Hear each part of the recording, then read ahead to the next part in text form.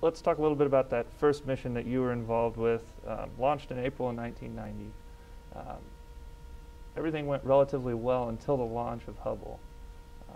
The solar panel issue, talk a little bit about that. Yeah, that was interesting. One of the things, thinking about all of the what ifs, the way Hubble was designed, the solar rays which give it power are rolled up and stowed along the side of the telescope so it fits in the shuttle. And so it's not producing electricity while it's sitting in the shuttle. It is getting electricity from a plug basically that comes from the orbiter. But in order to get Hubble out, you had to unplug it, which was okay because it has batteries and it was going to operate on batteries, and then the solar rays come out. Ideally, then you start producing electricity, and you need to have all that happen before the batteries die. So one of the what ifs we thought about was, what if the solar rays don't come out? What are we going to do? And we had calculated that the telescope would probably have a few hours of battery power available. And we realized that if there were a problem, it would be possible to put 2 of the crew in spacesuits and send them out to manually unfurl the solar rays. But you couldn't wait for the problem to happen because it would takes hours and hours to get ready to do a spacewalk. And so what we had decided pre-launch is that we would start right after we got to orbit preparing to do a spacewalk as though one would be required, hoping that it wouldn't, but not knowing. And so we would be ready to go if a problem happened. And then it turned out on the real flight, the first solar ray came out and the second one did not. And there was a little bit of a timetable there.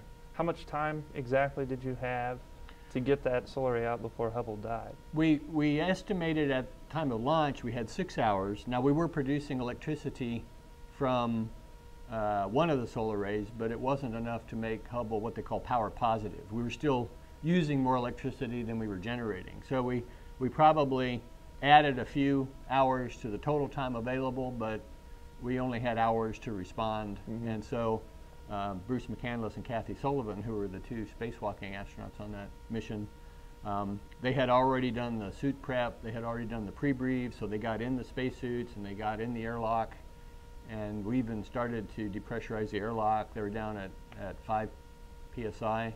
The next step is go to 0 and exit, and that's where they were as we troubleshooted with the ground how to get the second solar ray out. And that's an interesting point. You're communicating with the ground in a very tense moment. It had to be one of the more tense moments you had in space. Just talk a little bit about the communication process and how that happened. Well, there are several things going on at once.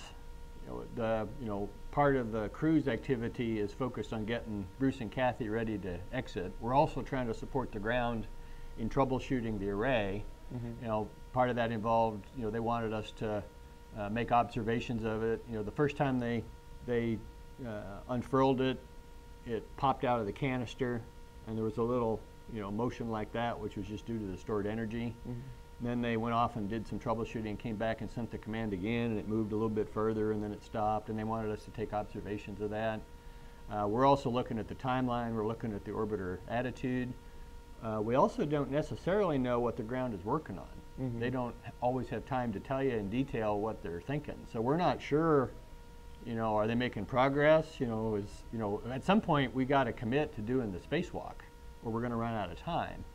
And yeah, we're happy to continue to help the ground, but on the other hand, we need to get about sending Bruce and Kathy out, if we don't think the resolution is going to happen pretty quickly. And part of the stress, I think, in that situation is just not having all of the information on board. And you don't want to bug the ground by saying, hey, how about telling me what's going on? You try to do what you can to help them out without interfering with the communications taking place between the payload guys and the mission control team. And so there were a lot of people, juggling a lot of different options because you really want to make sure you do the right thing and not take an action that was wrong and is irreversible, and now you've basically lost the telescope. And I think that's something about NASA that a lot of people that have followed NASA pretty closely don't necessarily realize. It's just the amount of people on the ground, the amount of people involved in the entire program. Are there any particular characters you remember, a real personality that might have stuck with you in your work with NASA? Oh, there were probably lots of them. But you're right. I mean, one of the things that I think characterizes NASA is how many people are so expert and so dedicated and can bring important facts, opinions, suggestions to the table when you have a problem. Mm-hmm. I mean, you know, probably ideally you would like to have no problems, but when you do have problems, it's a way to show off some of the expertise. There were a number of guys that were flight directors that I had tremendous admiration for.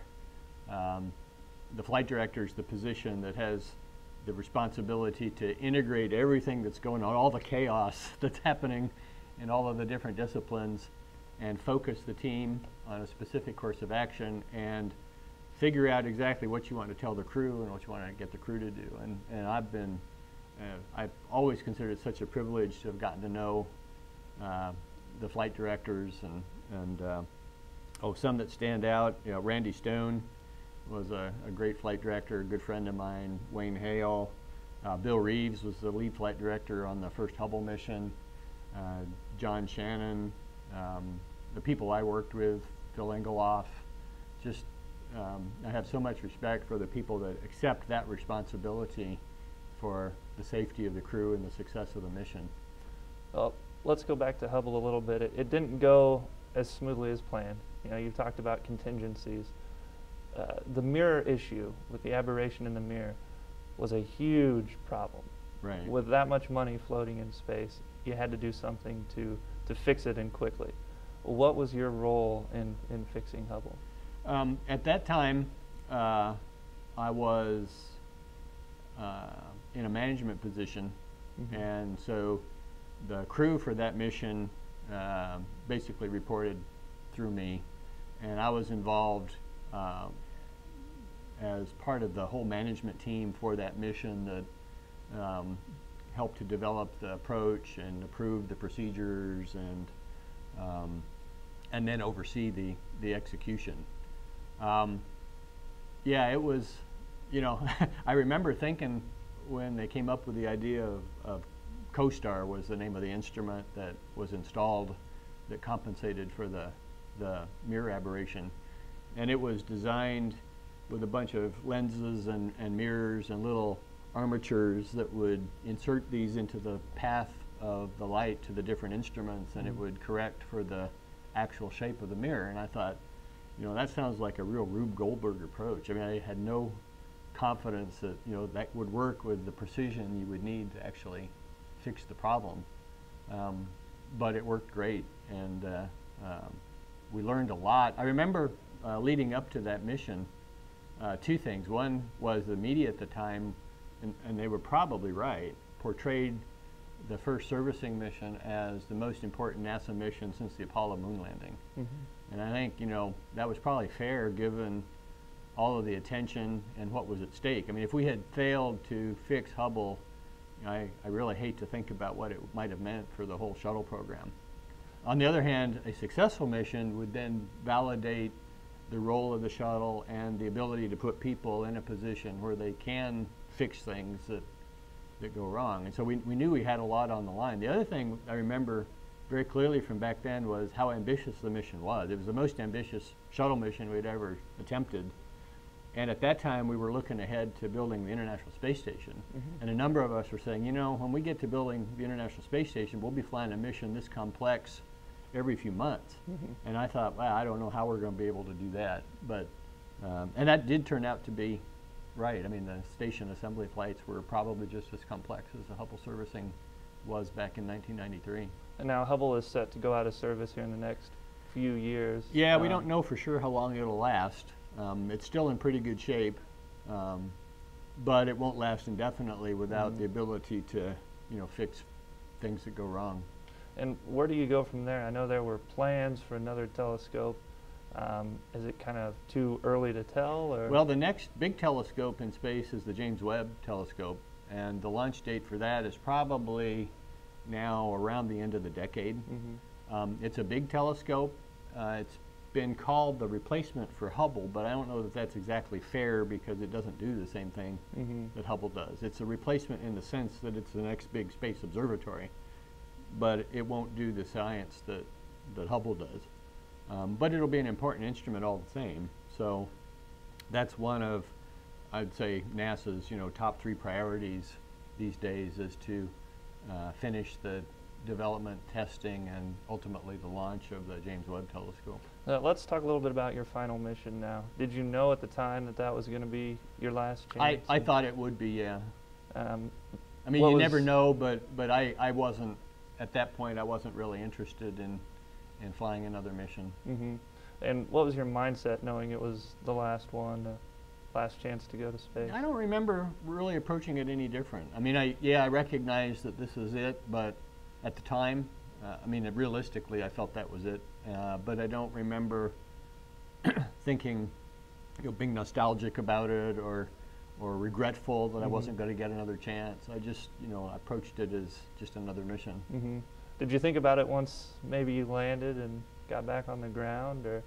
I really think before we launched, even maybe at the time I was assigned, in my heart I knew this was the last time, and so when it was over, and that was what I had expected. So I don't really feel anything special, other than, I'm glad it went well. I'm glad I can say my last mission was very successful.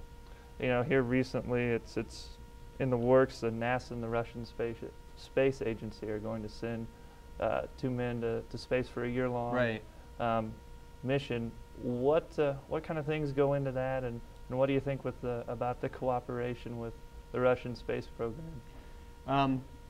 I think it's been beneficial to both countries, and it's enabled us to have an international space station that we have today. And of course, we have complementary technologies, and the fact that they could launch when we were down after the Columbia accident helped us, continue to operate the station when we weren't flying the shuttles.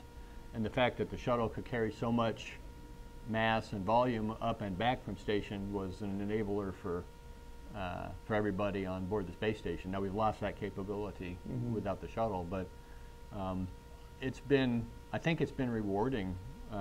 Certainly for me personally, I mean, to get to know some of the cosmonauts and find out that we have a lot in common, and to learn a little bit about how they train and fly, and to be able to share with them how we train and fly.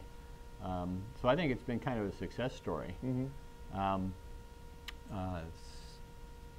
They have a different approach than we've had historically. I mean, their technology tends to be old compared to ours, but it's very reliable. They find something that works, and they stick with it. We tend, I think, in the United States to be enamored of something new, and we've got 3 Saturn V's lying on their sides at different locations in the country because we decided to scrap the Apollo program and go build something new. And that's kind of typically how we have done it. So there's those differences between our space programs. Now, you mentioned the end of the shuttle program. Where do we go from here, and what do you think of that direction with NASA? Well, I think it's a little bit unclear. Ultimately, I would like to see us go beyond low Earth orbit. The shuttle was a great capability, and we were able to do some fantastic things with it, but it's confined to low Earth orbit. It's not a vehicle that you could go to the moon or go to Mars or go to an asteroid. So it's not that going to low Earth orbit is easy or cheap or safe these days, but we know how to do it. And therefore, I think it would be appropriate for NASA to focus a lot of its activities on figuring out, again, how to do things we don't know how to do. How do you go to Mars? I mean, in principle, we know how to do that because we've sent robots, but what do you do with people, and how do you keep them alive, and how do you provide for their welfare on the surface, and what sort of scientific objectives would you undertake, and how do you keep them from deconditioning on a 9-month trip, or can you shorten the trip by developing advanced space propulsion techniques? Whether we go back to the moon before we go to Mars, I think the destination is less important than just trying to push the boundaries and again try to explore beyond low Earth orbit now, and leave the launches to low Earth orbit to the commercial guys. I think an appropriate thing. Well, Dr. Hawley, I appreciate your time, and I'd like to thank Professor Scott Renardi and Cal Butcher for their work on this project, and thanks for tuning in to our conversation with Steven Hawley right here at Media Crossroads.